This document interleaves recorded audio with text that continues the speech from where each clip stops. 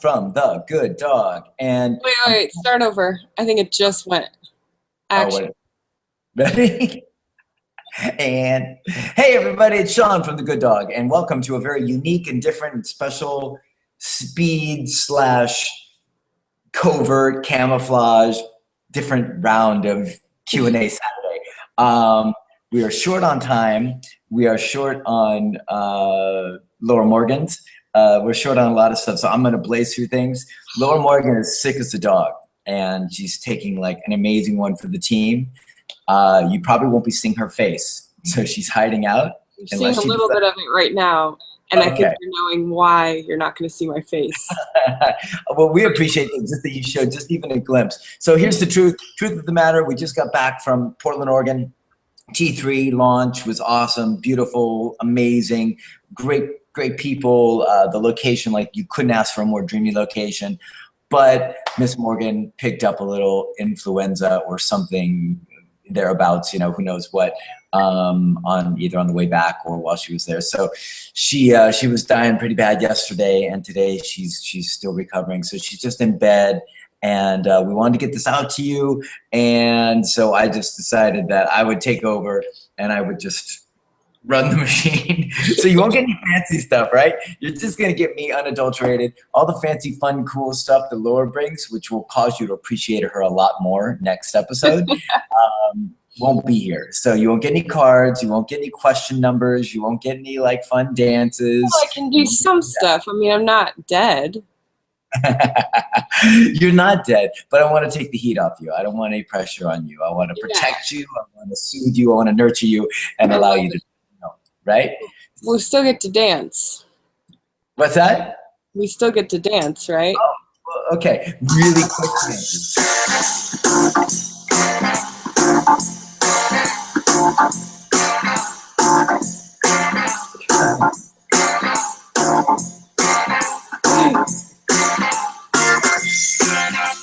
The dance is dead. All right. Let's get out of here. We ain't got time for dancing. Okay. I got clients coming up at 4 o'clock. Okay. We got you. People needing help. It's just not dancing time. Okay. So, hey, everybody. Welcome to the Good Dogs Q&A Saturday, episode number 53. Yay. And yay. And I told you about launch. Just got back. Awesome stuff. Brittany, you guys all know if you've seen Britt with any of her videos or anything in LA, she was here in New Orleans watching my pooches for me and working with clients. She left this morning. We had a fun night out last night. I got home and we went out to dinner and like had some drinks and just kind of like perused the town. So that was nice. Got to hang with Britt a little bit. And then she took off. She's back in LA working with dogs. Probably today because she's a beast like that.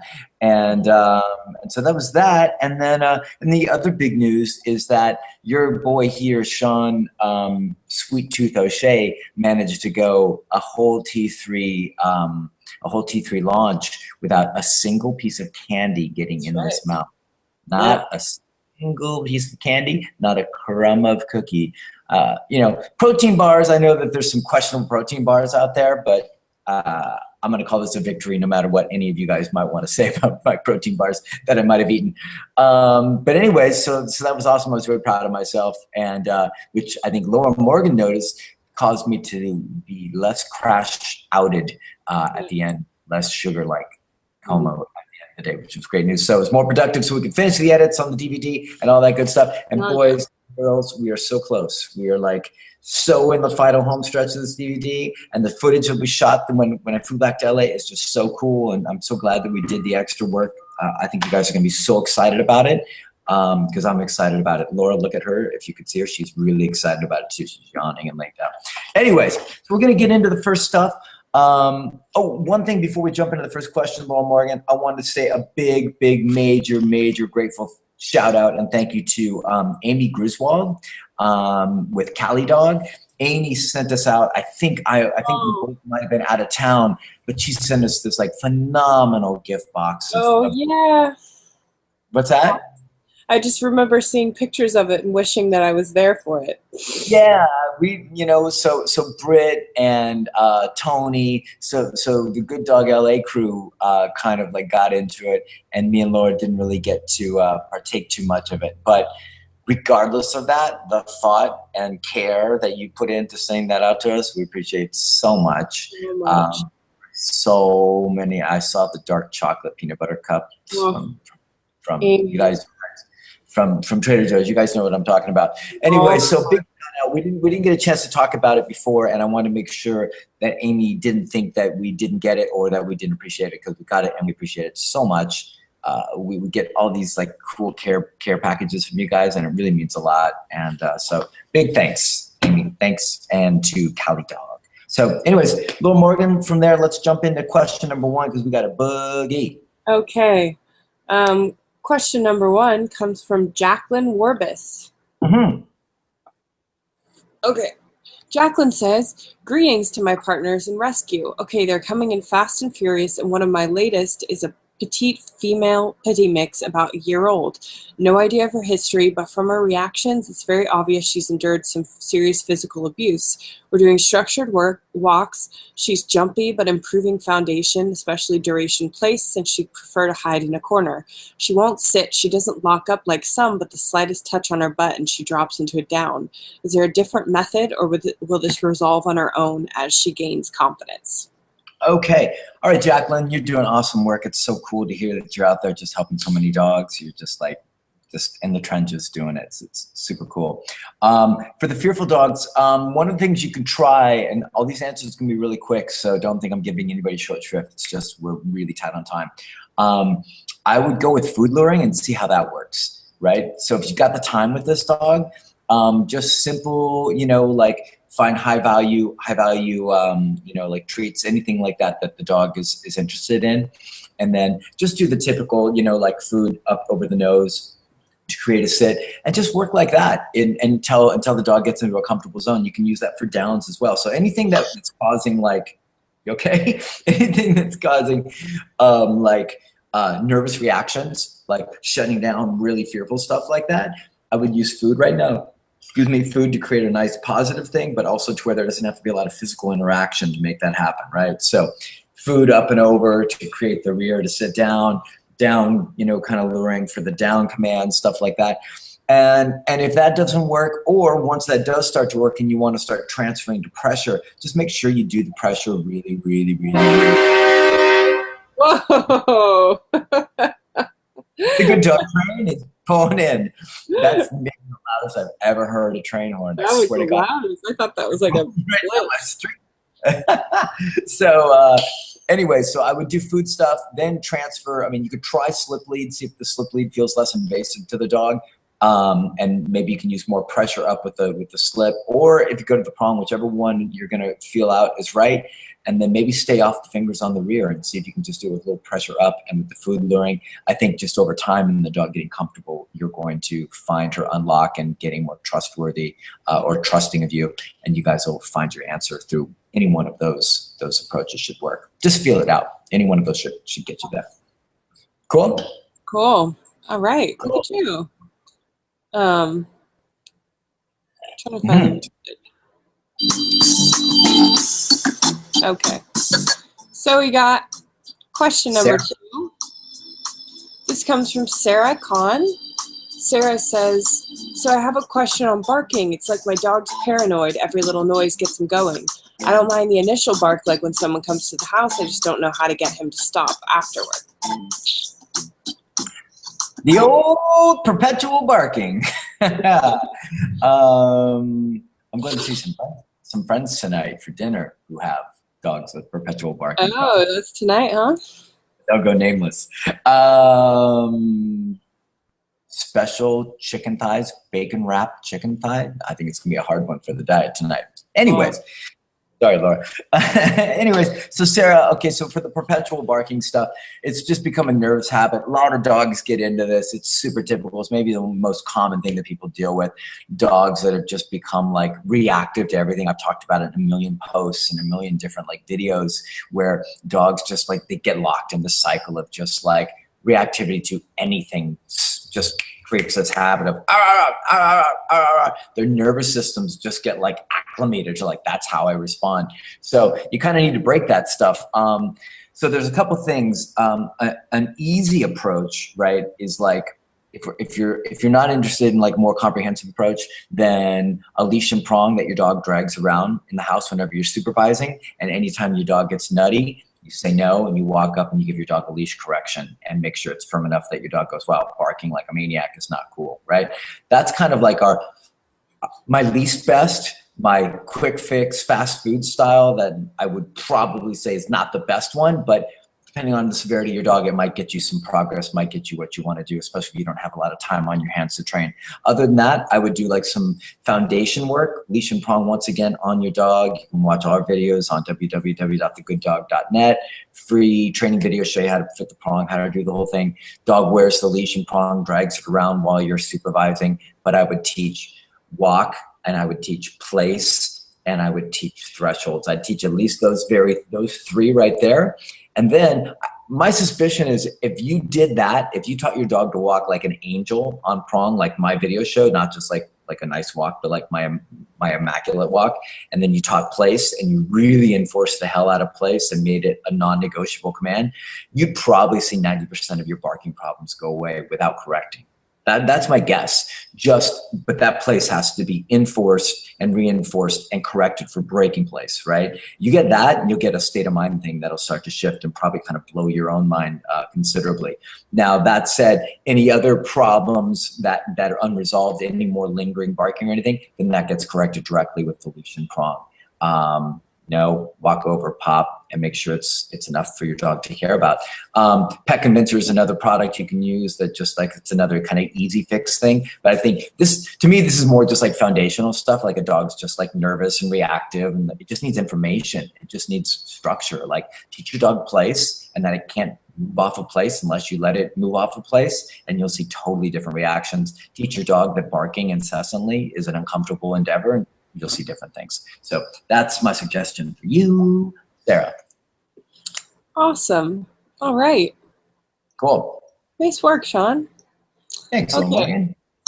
So we got question number 3. This is from the beautiful Natasha Radovsky. Natasha says, hi, Sean and the lovely Laura. Radovsky. Thank you so much for your dedication and everything you do for the dog owners community. I'm a huge fan and look forward to your weekly Q&As. It's my favorite TV show. Aww. If only it was a TV show. I know. Here's my question. Based on recommendations by 2 balanced trainers and after my phone consult with Sean, we decided to neuter Bruno, our 2.5-year-old lab. In short, the reason for neutering was solely based on his dominance and leash reactivity behavior that we're unable to tackle with training. Otherwise, he's e-collar trained, not pulling on leash, obeys very structured rules in the house, walks off leash daily with solid recall. The issue, about a month after neutering him, he became very skittish. It's quite a change because he used to be very self-confident. Can it be a result of the neutering? If so, I don't know how to deal with it since we've never had this issue. Any unfamiliar sound or person that carries a strange object is spooking him. He tucks his tail and starts barking. I can stop him with e-collar correction, but how do I get him in a better, more confident state of mind, the state of mind he used to have? Wow. Okay.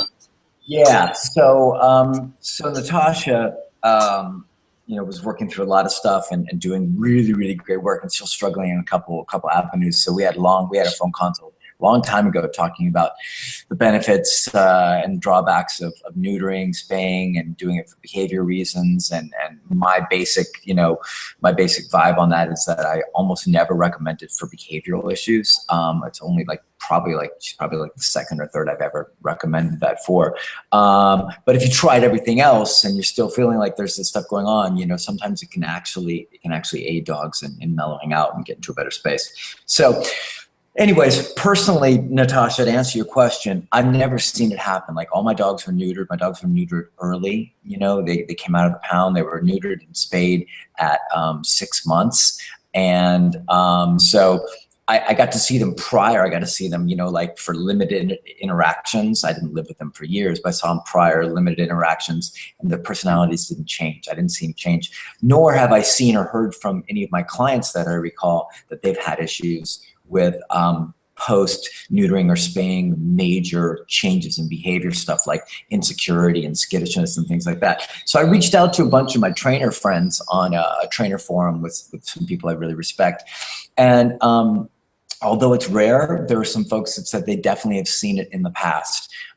They said that they've seen a couple of trainers with their own dogs have seen some pretty dramatic changes in behavior, from confidence to more skittishness, in a couple different capacities. Trying to think.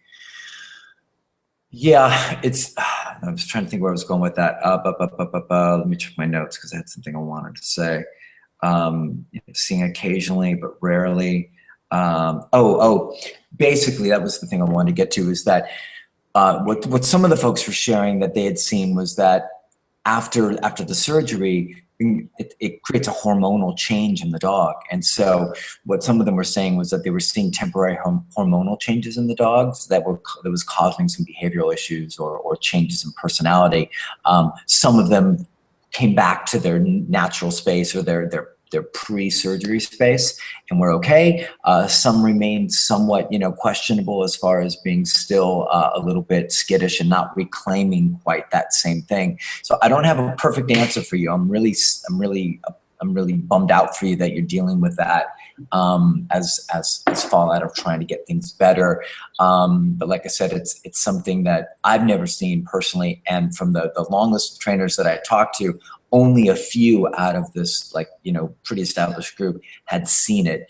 And so we've got a possible hormonal transitional period, and then we've got who knows exactly what we might see down the line. So I would continue to treat them like a normal dog. I would continue to train and do all the great stuff that you're doing. I try and make sure you stay out of any kind of weird mental space about being freaked out about it, and kind of let it take its course and see where you end up, a handful of months down the line, and see if he balances back out. So once again, I haven't seen it personally. A few trainers have seen it, and they've seen it balance back out, and some have seen it continue. So it's one of those we're going to have to wait and see. And I'm just I'm sorry that you're dealing with something like that.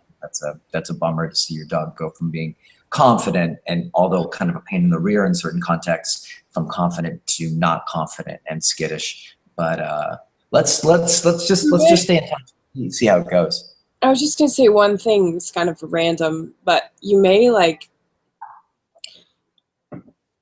sometimes when dogs go through a surgery, we start to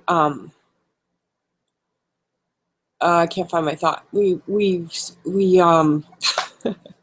is a bad choice to try to answer. But I was just saying, when dogs go through surgery, they have a kind of a recovery period. This is just a shot in the dark, but we tend to baby them a little bit more when they're recovering. We don't ask as much of them. We don't we're not as structured with them. If it was a longer recovery, I don't know if there's any of this. But if you have a dog that has any insecurity, which typically what your dog was dealing with, Natasha, there was insecurity in your dog. He wasn't just Mr. Self-Confidence. So you, if you held back on any of the structure and rules and things like that while he was recovering or getting better, you may be seeing more of that skittish stuff. So does that make sense, Sean? Yeah, I mean, my take from Natasha is she's pretty no nonsense, and I can't imagine how you're getting into that space. Okay. So that's what I don't think that's what's going on. Okay. I haven't met her dog, so I mean, she characterizes her dog as being very confident, self-assured. Okay. Now he's freaked out at a lot of things that were not typical triggers and things like that. So I think what you're referring to is that his kind of reactive behavior and things like that. But now she's seeing a more generalized skittishness, which wasn't really in his ballpark at all. So just keep us posted, and we'll kind of play this by ear and see what we get. I'll be curious to see. Yeah, and just with anything, just all the reasons aside, if any, you've watched our show. If anyone comes to us with dogs having skittish, insecure issues, the biggest thing we do is have them batten down the hatches and go harder on structure. Yeah. Just for confidence for the dog. So I would do that, if I know you're doing that anyway, but just to remember, keep that stuff up. Yeah. All right, Natasha, keep us posted. All right. All right, Natasha. Okay. We've got question number 4. This comes from Tammy Hansen. Tammy says, while I'm at work during the day, is it better to leave my small dog in the garage with his kennel or locked in the kennel? Okay, Tammy. So, like, to me, it really depends on if you've got any behavior problems with your dogs, and the music's coming back. No, it's off. Okay. And it depends on if you got any behavior problems with your dog. So if your dog is barking or reactive or causing trouble, barking from the garage or anything like that, or chewing anything up, then I would definitely crate him up and lock him in the crate. Sounds terrible. Close the crate, shut the crate. If he's bomb-proof, if he doesn't bark, if he's got zero issues, and he's cool to be in the garage and goes into this crate when he wants, then that's a real personal call for you. The only thing that I'd add to it is that, of course, any dogs unsupervised in an environment always have more of a possibility of getting into trouble, like chewing something they shouldn't chew, getting into something that could make them sick or something like that. So if you're not going to put them in the crate and keep them like locked down in it, excuse me, then make sure that whatever, I mean, and I'm sure that it's just common sense stuff and you've probably already done it, but I have to say it anyways, make sure there's nothing laying around that he might get into that could cause problems if he eats it. So if he's well behaved, if he's awesome, then he can have some bigger privileges. If you don't think it's going to be a problem, that's great. If he does, if he barks, if he's nervous, if he's anxious, any of that stuff, then the crate would be better to have him actually locked in there when he's in there. So that's the answer. Wow, look at you. Quick guy. Time is of the essence, my dear. Time is of the essence. Question number 5 comes from Elijah. Elijah says, hey, Sean and Laura, I have a question about a tiny teacup dog and training. I think I asked you a while ago, but you didn't get to it. Would your training tools and protocols work for a 3 or 4 pound dog? I know some folks would like better behavior with their tiny Napoleons, but would prongs or e-collars even fit on this dogs? I'm wondering if you train dogs that tiny and your thoughts on working with dogs that might be pretty physically delicate. Thanks. Okay. All right, Elijah, it's a good question.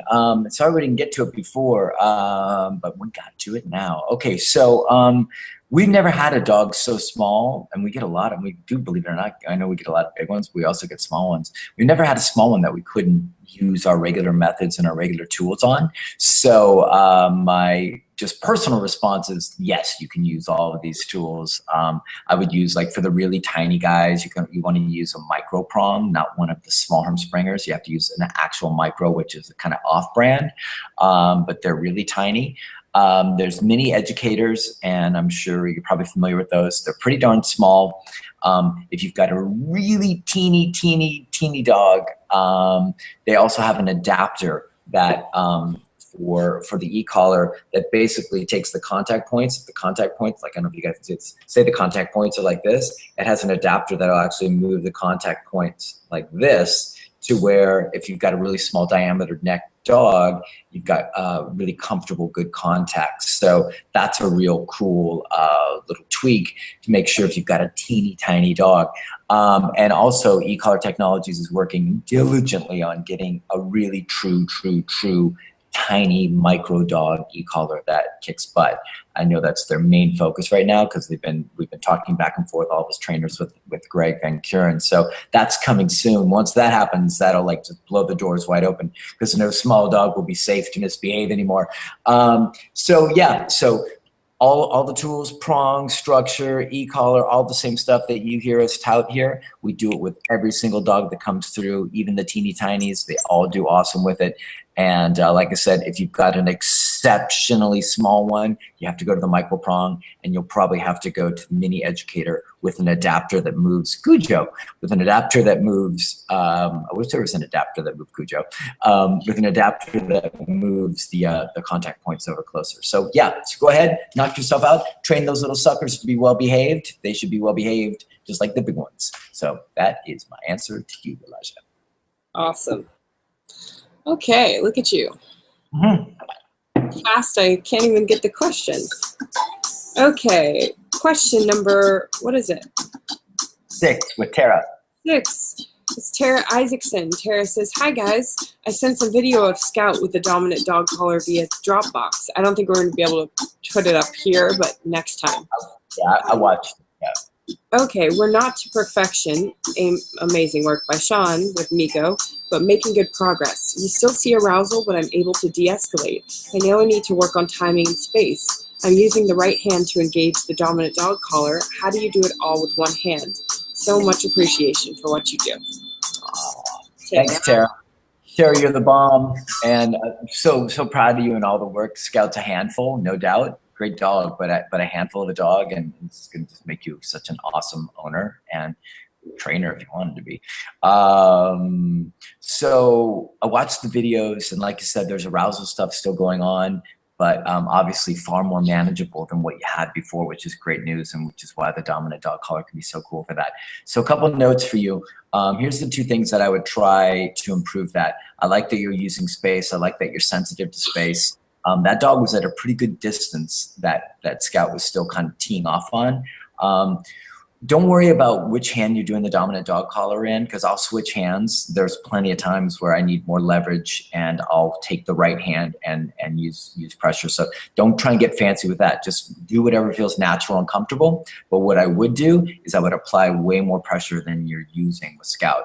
I can tell it's helpful. I can tell that it's managing him a bit, but I don't think it's de-escalating him enough, and I don't think it's consequential enough for him. So if you know, when I was watching your video, all I could picture was like being in your shoes, and what I would be doing with Scout when that's going on, and what I would be doing is applying enough pressure to probably lift his front paws just a little bit off the ground and make him really start to think about that decision that he's making right there. Because I know Scout can make better decisions. He's not lost in his brain and lost to the ability to improve or make better decisions, but he's got to be inspired. So using space as a buffer like you're doing, and then starting to use more pressure and holding it, and you'll probably see Scout get a little bit worried. You might see Scout get a little panicky.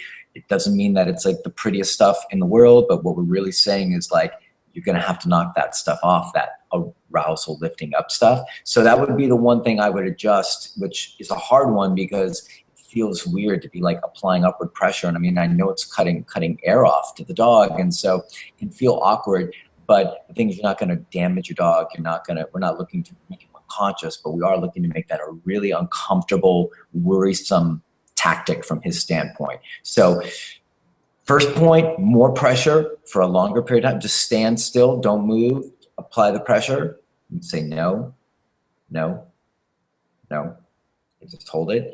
And wait for him to relax. The moment he like relaxes and stops fighting, you relax the tension, walk away from the dog.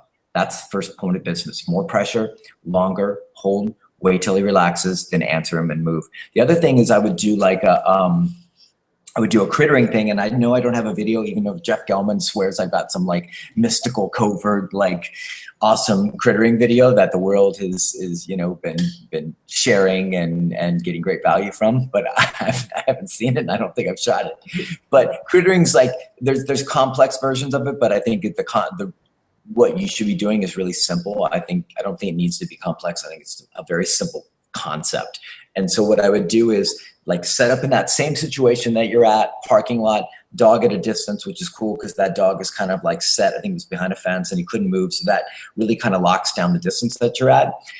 You're with Scout, e-collar, leash and prong, and your dominant dog collar, but this isn't going to be so much about the dominant dog collar or anything like that. You're going to walk up the moment that you see arousal, not when Scout barks, the moment you see that, you step back, you step back straight backwards, and I want you to recall him and tap the button back to you, right? And then you're going to take a few steps back. He's going to like reconnect with you.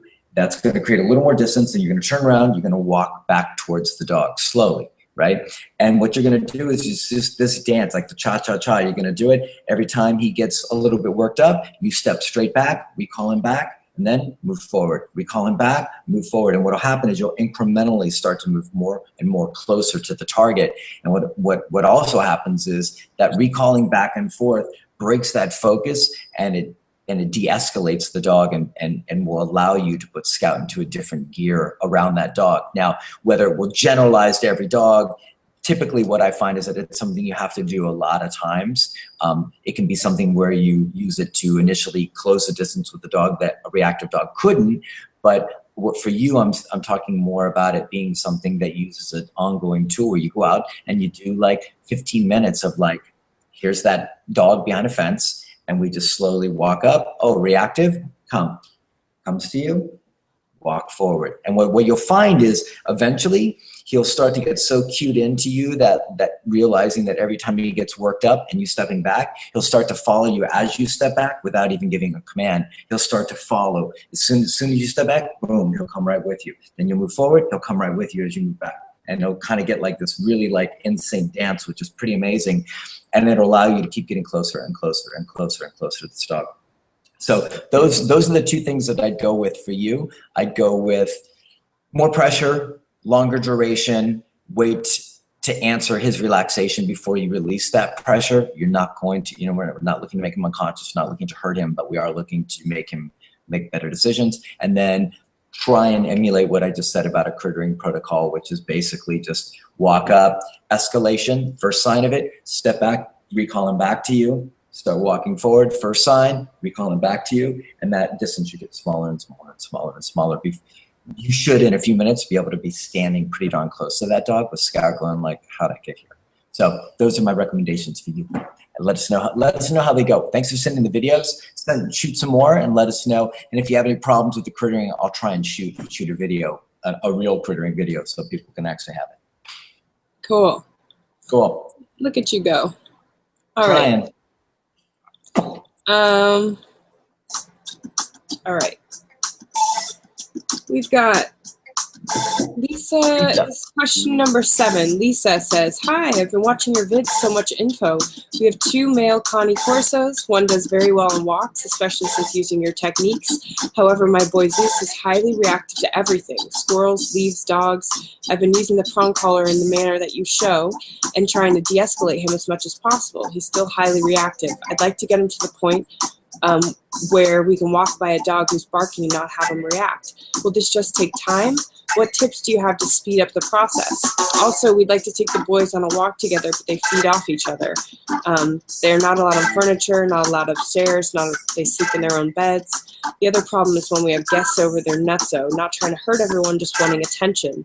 They don't jump on people, but 200-pound dogs coming at our guests can be frightening. Any tips to calm that down too would be great.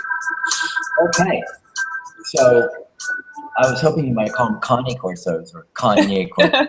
You dodged that bullet. So anyway, okay, so let me jump into this. So, hey, Lisa. So you've got reactivity, especially with one dog, nuttiness kind of in general. You said, you really liked what it did with Miko and the progress that you saw with Miko with reactivity, but that progress is largely due to e-collar work. So if you're not doing e-collar work, it's gonna be really hard for you to achieve the same results. That has a lot to do with the de-escalation, the conversation, the timing, the leverage to be able to get the dog into a great space. So that's what I really recommend. If you're really looking to sort this out, if you're really looking to get this nuttiness. I mean, the cool thing is if you do e-collar training with both your dogs, you'll be able to sort out the reactivity on the walks with the one dog and be able to walk them together. And you'll be able to get rid of all the nuttiness in the house and the jumping and the crazy stuff. It'd be so easy to fix. It would blow your mind. So in order to do that, well, we've got our e-collar DVD coming out in a couple months, which will hopefully be able to help people like you that need like a really comprehensive thing. You could hire a pro that's somebody who does great balance training with e-collar work to help you with that. Or if you don't have the budget for that, or you want to do it yourself, or for whatever reason, just go to our website, www.thegooddog.net. And we've got a bunch of do-it-yourself videos. You'd have to purchase an e-collar. I'd recommend probably a Mini Educator 302, which is for 2 dogs, one remote, and 2 collars, 1 for each dog, obviously. And then I would train them at the very, very minimum. I would train them e-collar heel, which I have a video for. I'd e-collar recall. I'm trying to think. And then e-collar heel, e-collar recall, e-collar place. At least those 3. Those 3 will give you the ability to call your dogs back, which changes everything. The ability to walk your dogs like gentlemen and correct them for any reactivity. And then the ability to lock them down in a place command and create a lot of calm inside your house, and the ability to have an on and off switch for your dogs so they learn how to manage their own energy rather than just being rambunctious. And then the fourth piece of that puzzle is that you'll also, once you condition your dog to the e-collar, because you don't just put the collar on your dog and start hitting buttons to correct them. Don't do that. Once you've done the things that I just recommended, which are training behaviors, but are also conditioning your dog to the collar and how it works and what it means, from that point on, you can then actually correct the dog. No, you can use it for no for a million different things. Oh, jumped up on the counter, roll up high, pop. Dog doesn't jump on the counter anymore. Jumping up on people, pop. As soon as he jumps up on people, dog doesn't jump on people anymore. Digging in the backyard, barking at the neighbor through the fence, whatever. It just creates a wide open world for you to be able to really cultivate fantastic behavior with your dogs. So it's more work. It's a little more financial investment, but that's the reason why every dog that does board and train and pretty much one-on-one with us goes through e-collar training, is because we found it to be the simply very best tool out there to help dogs and owners do really, really well. So I've got no vested interest in it besides the fact that it works. And so that's why I would recommend that to you. Free videos on our website, you can jump in there, or you can hire a pro. But that's otherwise, with these big guys trying to do this with like just leash and prong, you probably have a hard time.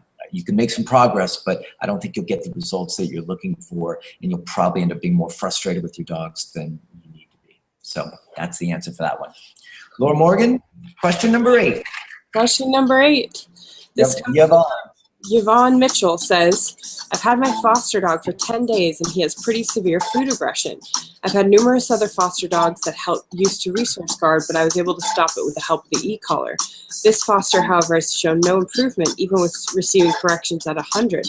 It's like he just won't give up. He's learned out, but it's still followed by lots of growling, baring teeth, and sometimes lunging. He's tied to my couch when we do this because he's a 90-pound dog and I have no muzzle for him. He's fine with hand feeding, but food in a bowl or on a pile on the floor is a major trigger. Do you say no while correcting or just correct? Thanks for your help. Whoa. Okay. Yeah. That's a tough question, Yvonne. Yeah. You're not just like, hey, I got a dog barking on leash. You're working some serious stuff. First of all, be really safe. Be really careful. I'm glad your dog's back tied. It's a 90-pound dog. Do not take any chances. Do not put yourself in harm's way. You can get a Baskerville muzzle for that dog for what do they lower? $12, 15, yeah. 20, something like that. They're not over $20, right? No, they're not. No. So you can get a Baskerville muzzle for this dog off Amazon, and that way you can have safe interactions. Which is like my primary focus is making sure you're safe. Now, beyond that, so the dog's back tied. It sounds like you obviously know what you're doing. It's not your first rodeo. But I just want to make sure you're careful. First thing I'd ask is like, what e-collar are you using? There's a lot of different collars out there with different levels and different intensities, different headroom that they can hit. So if you were using like a mini educator, which is what we use on 99% of dogs, but this dog is just a beast and is insensitive and is so drivey about his resource guarding and so like intense mentally, that collar maybe won't be enough. Won't have enough value for the dog to be able to adhere to what you're looking for. So the corrections prior with other dogs, the collar was great, but now you got a guy who's like, I'm more intense about this and maybe I'm less sensitive about it. So that presents its own problem. So I'd be curious what collar you're using. What I'd recommend is 3 collars I'd recommend for more powerful stuff is a Tritronics 550, or Tritronics Pro 550, which are pricey. I use one of those for really serious dogs, and it's actually got multiple receivers on it, so I've got a lot of headroom that I can use on that. It's not great for training, like, in my opinion, really kind of nuanced stuff because it has limited levels. It's a very powerful collar, and it's very good for really intense dogs when you need to have more intense conversations. E-Collar Technologies has the Boss 800, which has more headroom. It's a fantastic collar with more juice to it, and it might be enough to get you over the hump. Dogdra has their 1900, but I just heard word that maybe they're not making it under that same model number anymore, but you could just go to their website and look for, low to high. You're looking not low to medium, but low to high with heavy duty output for like a really like insensitive, strong-minded dog.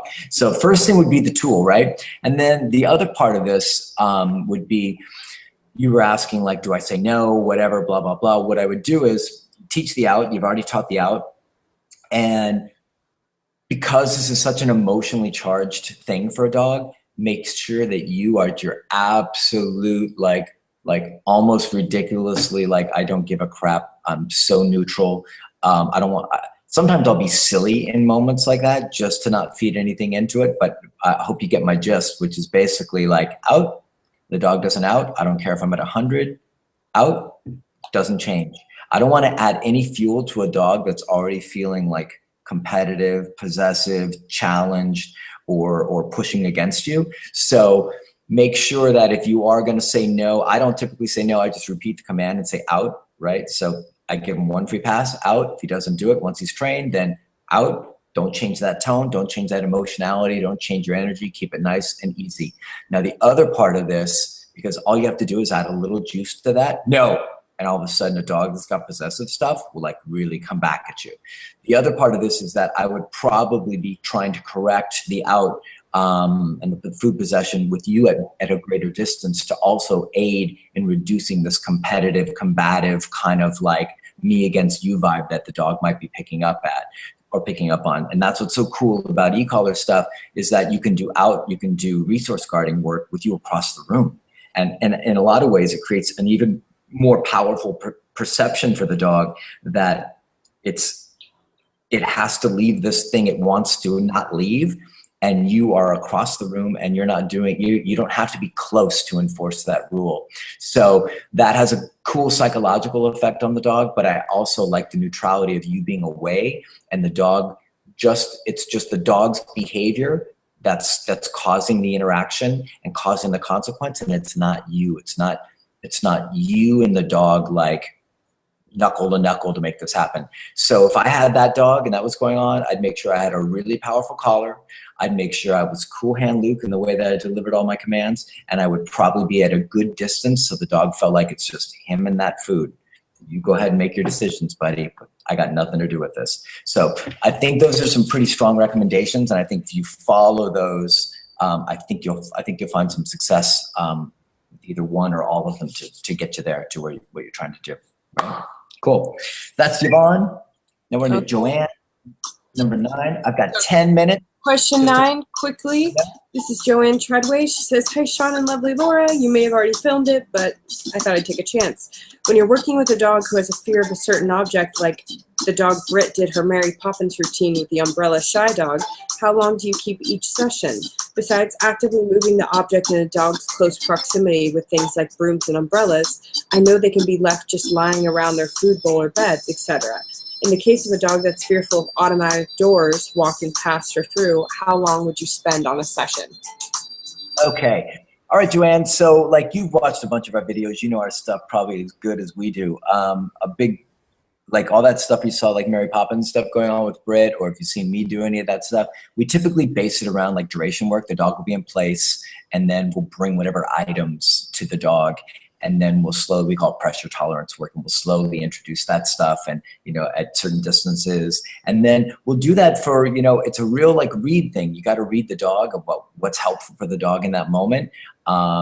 If you're pushing too hard and it's too much and the dog is not learning or processing, then it's not going to be helpful. So read the dog, which I know you're going to be good at. And then what I like to do is like pressure, and then time off, pressure, and then time off, pressure, and then time off. And that's what we do. We'll have a dog out for an hour and a half during their session, and that dog will be in place. We might calm around, do a little bit of work, and then we're like, okay, now he hates umbrellas. Great. He's in place. Bring out the umbrella, walk around, open, shut, do that for 3 minutes, 4 minutes. Then the dog sits there in place for the next 10, 15 minutes.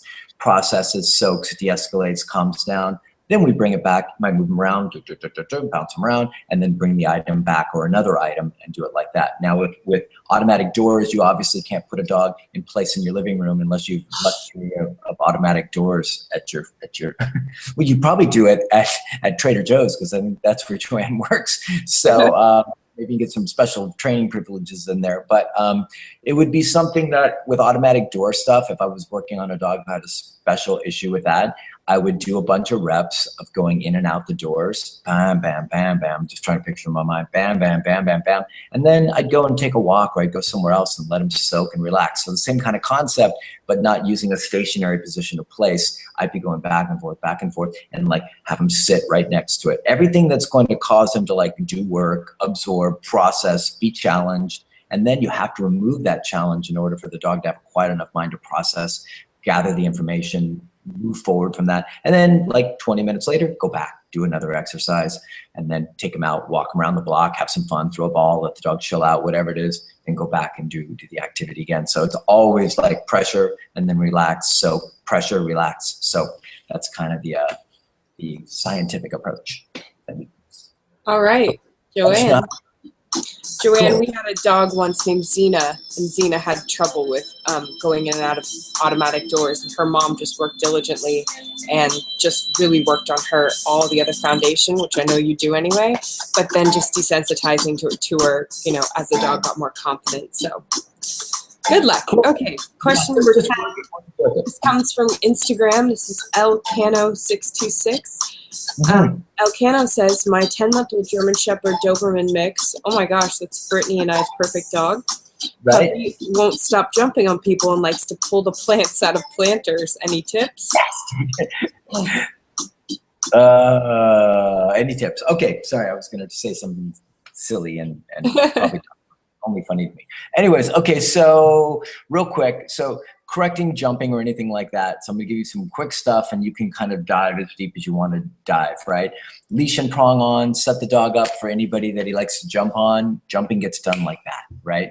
So friends come in, you've got his prong collar on, fitted right, you got his leash, you're holding it loose in his hand so he's not even thinking that you're holding it or he's not worried about you. Your friends walk in, your dog does something silly, bang, your dog goes, whoa, jumping up really stinks. And then you let him, let your friend say hi, da, da, da, how's it going, buddy?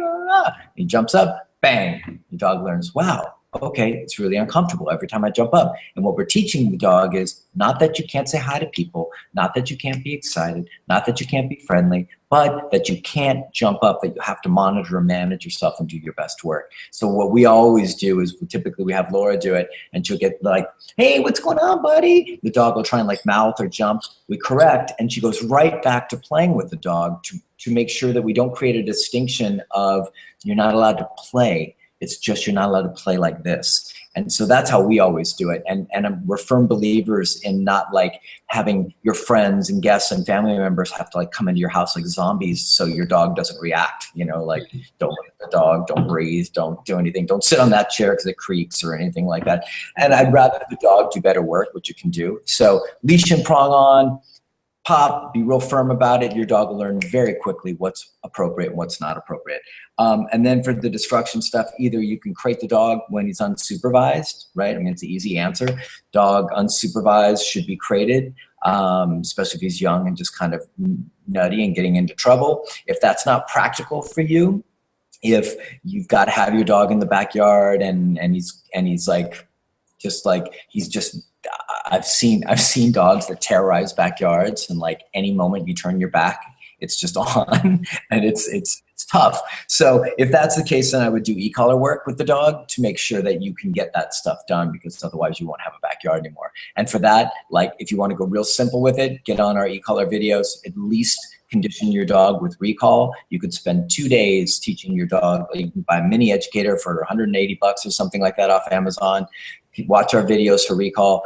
Teach the dog recall in a couple days. And then once he's got a good feel, you can actually have a dog that comes back to you. Like imagine that, how cool that would be. Like forget about the shrubbery getting devoured. Like you can actually like have a cool trained dog, which is even better. But for the shrubbery and the other stuff getting destroyed, then once your dog's conditioned to the collar, you can hide, watch through your window. Dog goes to bite, goes to chew, like anything that you don't want him to. Nice firm correction at a pretty high level. Pop, you don't have to say anything. Act of God, your dog goes, whoa, plants are hot. I don't want anything to do with gardening anymore. And he finds a new pastime to pass the time.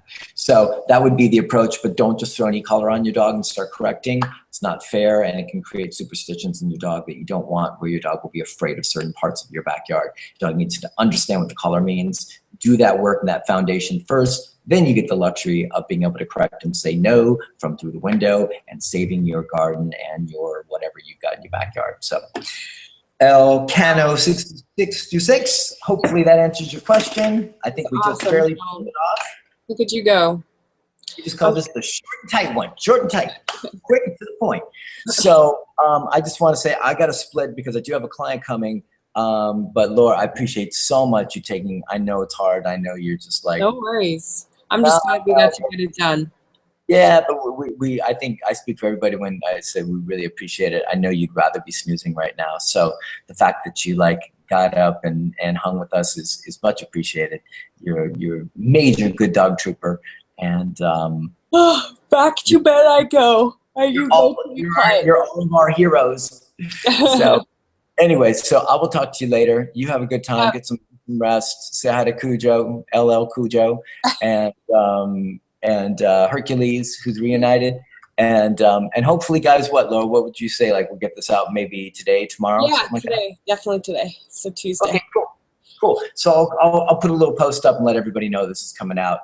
Guys, love you. Thanks so much for questions. And we'll have the next like real Q&A Saturday, like big one coming out this weekend as usual. All right.